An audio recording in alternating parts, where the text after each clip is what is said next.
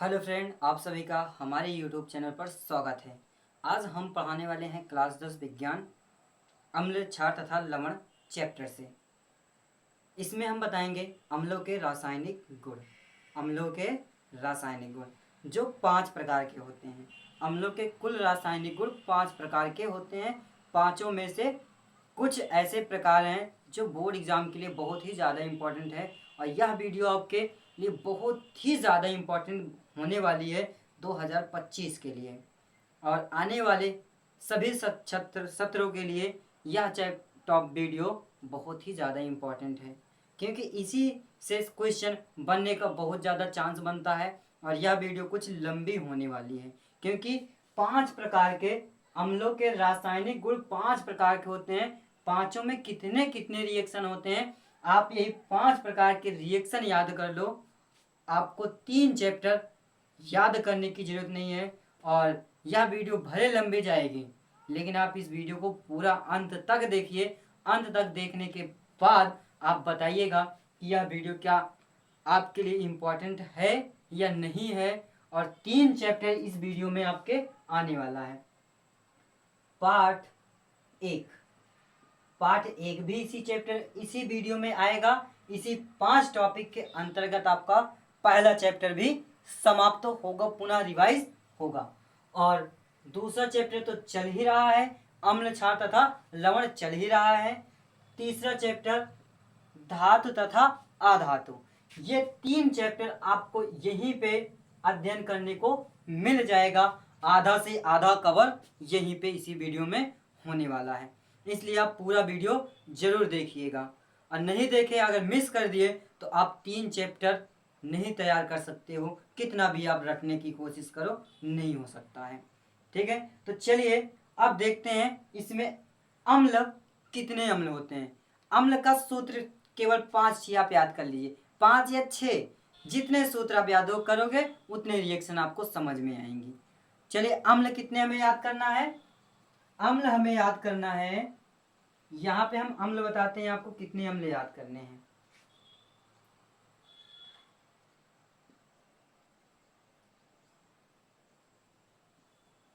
अम्ल, ठीक है, क्या है। नंबर 1 हाइड्रोक्लोरिक अम्ल, नंबर दूसरा है नाइट्रिक अम्ल, नंबर 3 है सल्फ्यूरिक अम्ल H2SO4, नंबर 4 है हाइड्रोजन साइनाइड, नंबर 5 है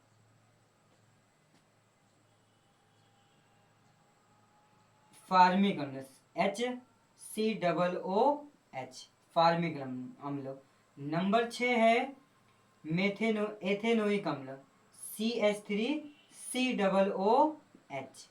इतने अम्ल आप याद कर लीजिए और आप रिएक्शन बहुत सारे कर सकते हैं। अब इसके बाद आता क्या है, हम पहले रिएक्शन करेंगे किसके साथ, धातु के साथ। जब अम्ल धातु के साथ क्रिया करता है तो क्या बनता है, यहाँ पे हम रिएक्शन को बताएंगे। इस तरफ पहला हमारा क्या है, धातु के साथ अम्ल की क्रिया, यानी कि अम्ल जब अम्ल धातु से कराते हैं, किसके साथ, धातु के साथ। जब अम्ल धातु के साथ कराई जाती है तो यह बनाता है, इसमें से हाइड्रोजन गैस निकल जाती है, बना लेता है लवण। बनाएगा क्या, लवण प्लस हाइड्रोजन गैस।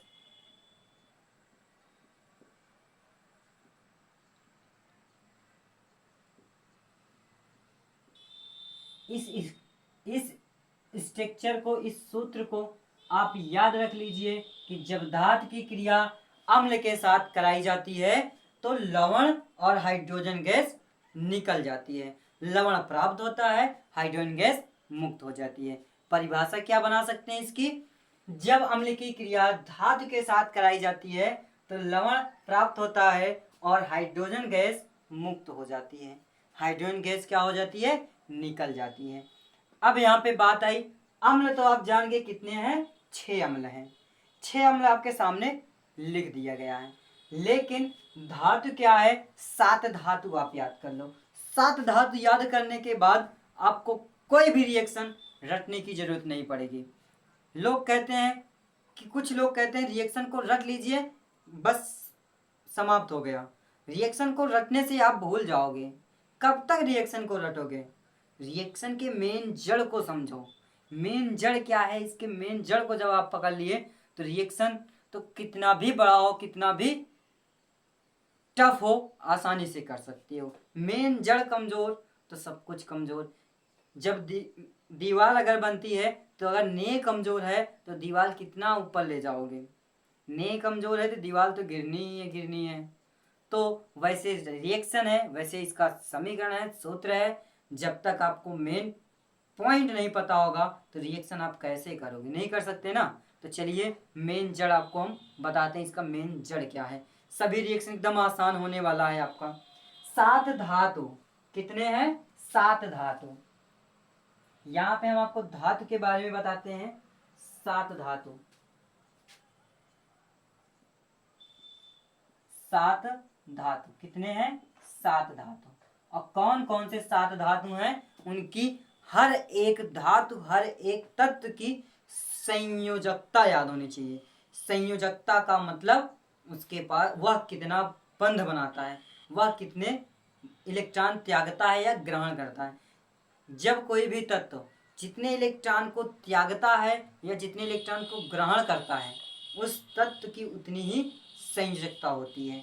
ठीक है, तो अब चलते हैं हम धातु की ओर। Na सोडियम की 1 होता है, Mg मैग्नीशियम की 2, aluminium 3, potassium 1, calcium 2, copper 2, zinc 2। ये इतने 7 धातु हैं। इन सभी की संयोजकता सोडियम की 1, सोडियम की संयोजकता 1, मैग्नीशियम की 2, एल्युमिनियम की 3, पोटेशियम की 1, कैल्शियम की 2, कॉपर की 2, जिंक की 2। ये 7 धातु हैं। ये 7 धातु से आप अम्ल के साथ क्रिया करोगे तो कितने रिएक्शन कंप्लीट होगा? 7 धातु कितने? 7 धातु और 6 अम्ल, जब इसकी क्रिया कर गुणा कर देंगे तो सक्षम 42 रिएक्शन आप सीखने वाले हो इस एक टॉपिक में।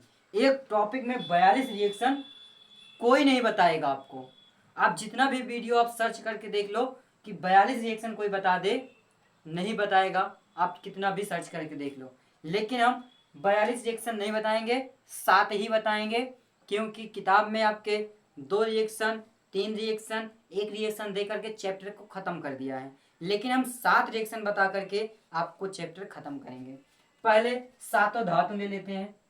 Number 1 Na, number 2 magnesium, number 3 aluminium, number 4 potassium, number 5 calcium, number 6 copper, number 7 zinc. अब इसका क्या करेंगे? अम्ल के साथ क्रिया कराएंगे। 6 अम्ल है, 6 अम्ल में से कोई भी अम्ल लेकर के आप क्रिया करा दो। हम लेते हैं क्या? देखिए, इसमें से एक अम्ल ऐसा है कि वो सबसे हट करके क्रिया करता है। बाकी 5 अम्ल जो हैं वो सेम टू सेम पांचों हैं। तो दोनों से हम क्रिया कराते हैं। जो थोड़ा सा कठिन है, हार्ड है, वही हम इन सूत्रों में से एक सूत्र को चयन कर लेते हैं। पहले हम करते हैं एथेनोइक अम्ल, जो 6वें नंबर पे है। 6वें नंबर पे जैसे ये इस पे रिएक्शन होगा वैसे क्या होंगे? पहले का होगा, 5वें का होगा, दूसरे का होगा, चौथे का होगा। पहला, दूसरा, चौथा, 5वां और 6वां, इन सब का रिएक्शन सेम टू सेम होगा। कोई भी चेंजिंग नहीं होगी। बस क्या चेंजिंग होगा हम अभी बताते हैं आपको। तो पहले लेते हैं क्या? एथेनोइक अम्ल। CH3COOH, CH3COOH, CH3COOH, CH3COOH, CH3COOH। Ethanoic अम्ल है जिसे एसिटिक अम्ल भी कहते हैं। चलिए रिएक्शन को कंप्लीट करते हैं। कैसे संपूर्ण रिएक्शन पूरा करेंगे, तो यहाँ पे बस बात आती है क्या कि अम्ल की परिभाषा हमने एक वीडियो पहले आपको हमने बता चुके हैं, वीडियो अपलोड है, आप जाकर वहाँ पे देख सकते हैं कि जो अम्ल होता है वह कौन सा आयन उत्पन्न करता है। हाइड्रोजन आयन उत्पन्न करता है। तो इसमें से अम्ल आप है, अम्ल यही है एथेनोइक अम्ल। इसमें से अम्ल यानी कि हाइड्रोजन आयन उत्पन्न करेगा। तो हाइड्रोजन आयन कौन सा उत्पन्न करेगा, ये H।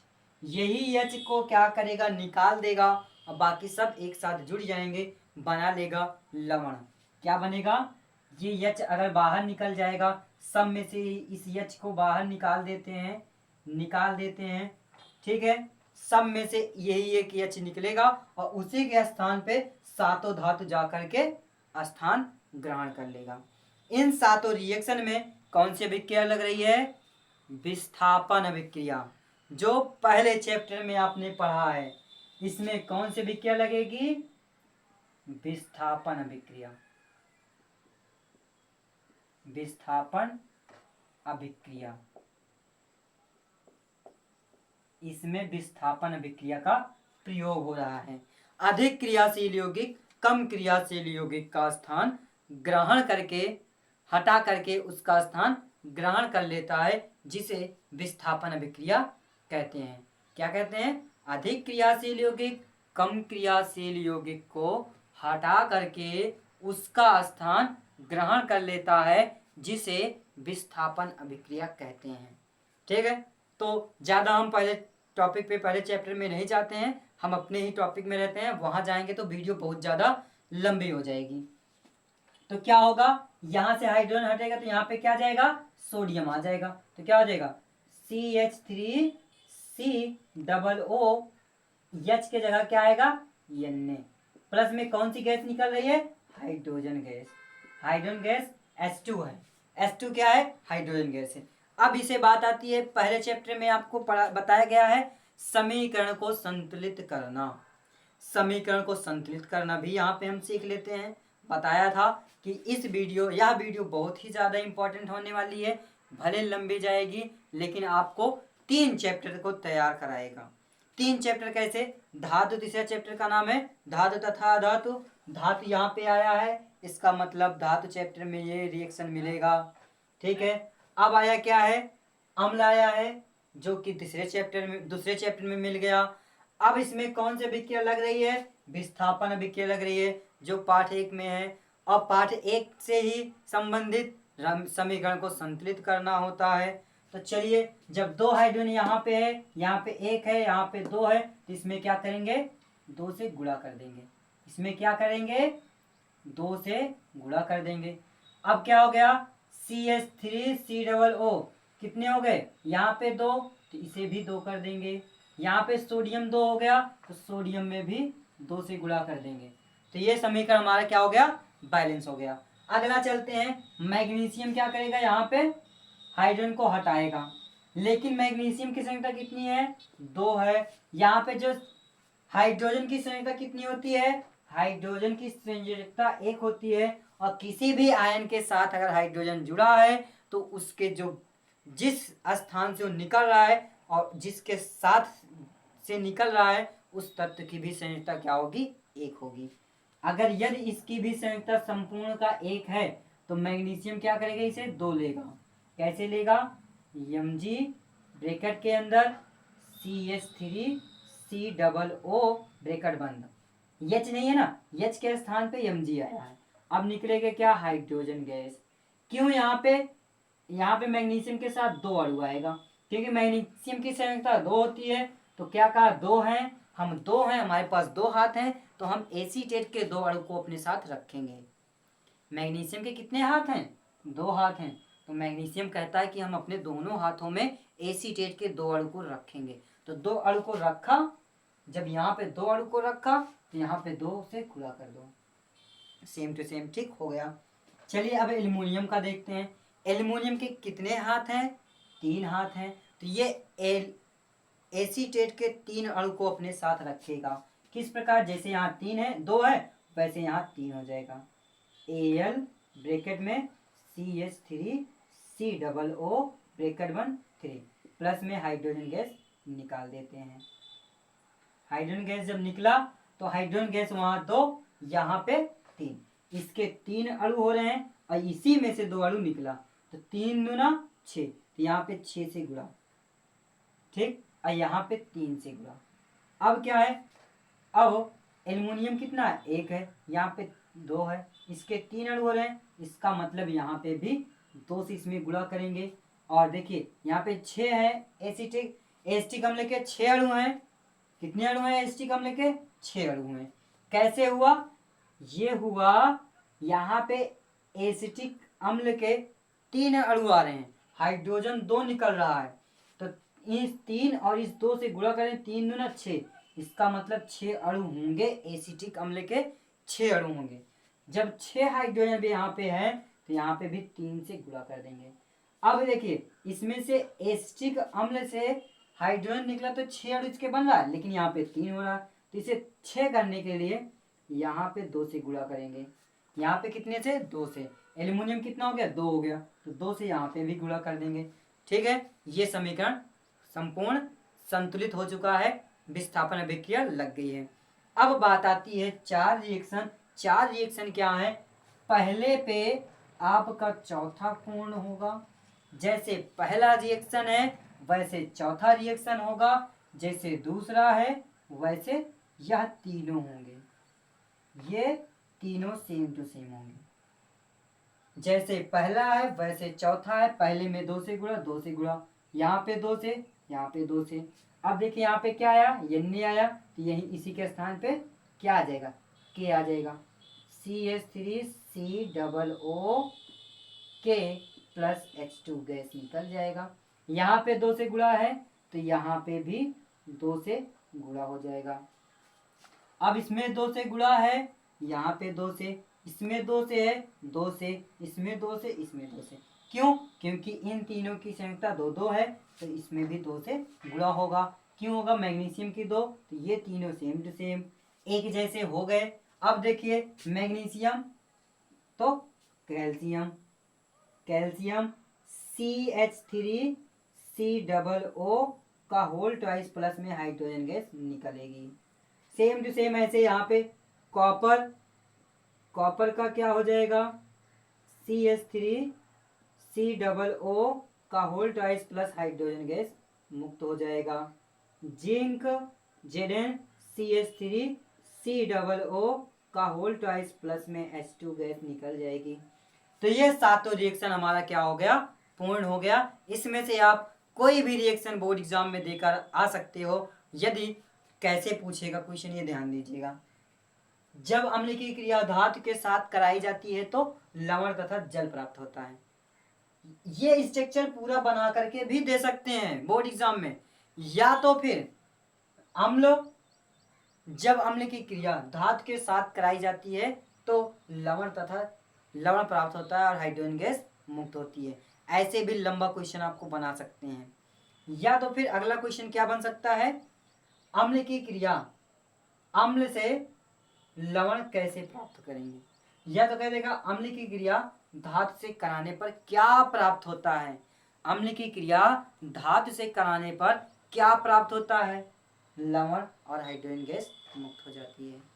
ठीक है, यह टॉपिक हमारा समाप्त होता है। अब चलते हैं, अगला हम लेते हैं क्या? सल्फ्यूरिक अम्ल। सल्फ्यूरिक अम्ल का रिएक्शन सबसे हट करके है।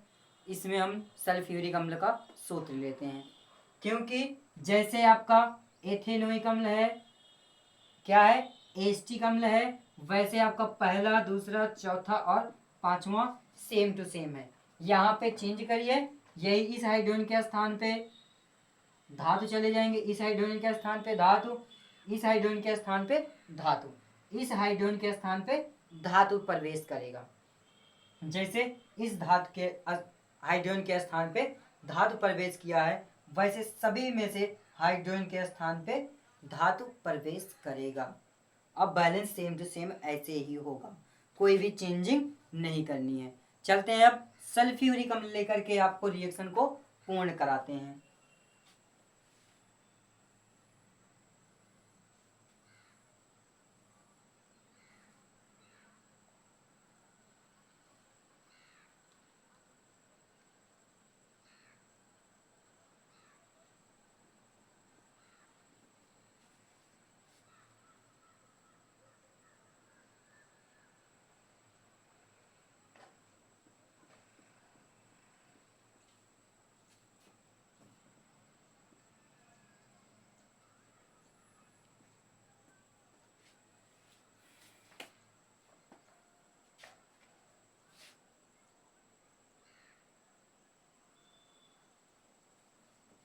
अब हमारा क्या है, धातु की क्रिया सल्फ्यूरिक अम्ल से कराएंगे। पहला रिएक्शन क्या है, Na सोडियम, दूसरा है मैग्नीशियम, तीसरा है एल्युमिनियम, चौथा है पोटेशियम, पांचवा है कैल्शियम, छठा है कॉपर, छठा हमारा क्या है, कॉपर है, सातवां हमारा जिंक है। इसमें किससे कराएंगे, सल्फ्यूरिक अम्ल, H2SO4, H2SO4 सल्फ्यूरिक अम्ल।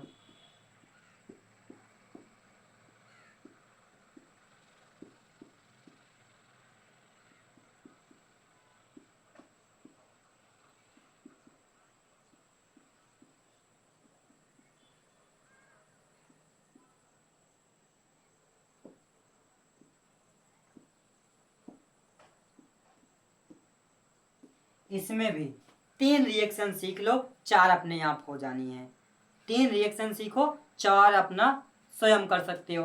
तो 3 ही सिखा रहे हैं, बस 3 सिखा रहे हैं, 3 सीखो, 42 रिएक्शन ऐसे चुटकी में करेंगे हम। चलिए, क्या है, सोडियम की संख्या कितनी होती है, 1 होती है, लेकिन यहाँ पे 2 हाइड्रोजन को हटाएगा तो सोडियम को कितना होना पड़ेगा, सोडियम को होना पड़ेगा 2, क्योंकि 2 हाइड्रोजन को हटाने के लिए सोडियम 2 होना पड़ेगा। 2 सोडियम वहां पे जाकर लगेगा तो क्या हो जाएगा, Na2SO4 प्लस में हाइड्रोजन गैस मुक्त हो गई, बन गया सोडियम सल्फेट। सल्फ्यूरिक अम्ल से बन गया सोडियम सल्फेट। हाइड्रोजन को हटाया, सब में से हाइड्रोजन हटेगा, सबके स्थान पे धातु जाकर के लगेगा। तो कौन सी अभिक्रिया है, विस्थापन अभिक्रिया। देखो धातु जो है हाइड्रोजन को विस्थापित कर रहा है, अधिक क्रियाशील यौगिक कम क्रियाशील यौगिक को हटाकर उसका स्थान ग्रहण कर लेता है, जिसे विस्थापन अभिक्रिया कहते हैं। बैलेंस कैसे किए, 2 हाइड्रोजन तो 2 सोडियम करना पड़ा। अब 2 हाइड्रोजन को हटाने के लिए मैग्नीशियम की संख्या कितनी होनी चाहिए, 2 होनी चाहिए, और 2 है, इसमें कोई बैलेंस नहीं करना है, सीधा निकाल दो। MgSO4 प्लस में H2 गैस मुक्त हो गई, इसमें कोई बैलेंस नहीं होगा। अब यहाँ पे 2 हाइड्रोजन को हटाना है, लेकिन एल्युमिनियम की संख्या कितनी होती है, 3 होती है। जब 3 होती है तो हाइड्रोजन को कितना हटाएगा, इसका 3 का 2 गुना 6, यानी कि 3 से गुणा, 3 गुना 6, 3 से गुणा कर दिया। अब क्या होगा, जब हाइड्रोजन को हटाया तो एल्युमिनियम, अब सल्फेट की संख्या कितनी होती है, 2, जब 2 होती है तो क्या होगा, एल्युमिनियम को भी 2 करेगा। ध्यान दीजिएगा, यहाँ पे हम आपको तोड़ रहे हैं, फिर से देख लीजिए। यहाँ पे इस रिएक्शन को समझना बहुत ही ज्यादा इंपॉर्टेंट है, ये बोर्ड एग्जाम में बहुत बार पूछा गया है। एल्युमिनियम की संख्या कितनी है, 3 है, हाइड्रोजन को हटाना कितना है, 2, 2 को तभी हटा सकता है जब दोनों क्या हो, बराबर हो। जैसे यहाँ पे मैग्नीशियम की संख्या 2 है और हाइड्रोजन भी 2 है, हटा लेगा। यहाँ सोडियम 1 है, यहाँ हाइड्रोजन 2 है, तो दोनों की क्या होनी चाहिए, बैलेंस बराबर, 2 तो 2 को हटा दिया। इस तरह से भी हटा सकते हैं, या तो फिर सल्फेट की संख्या होती है 2, सल्फेट की संख्या होती है 2, कैसे पता करेंगे, सल्फेट के साथ कितने हाइड्रोजन लगे हैं, 2, तो यहाँ पे सूत्र से ही हम पता कर सकते हैं हर प्रतीक की संयुक्ता क्या होती है।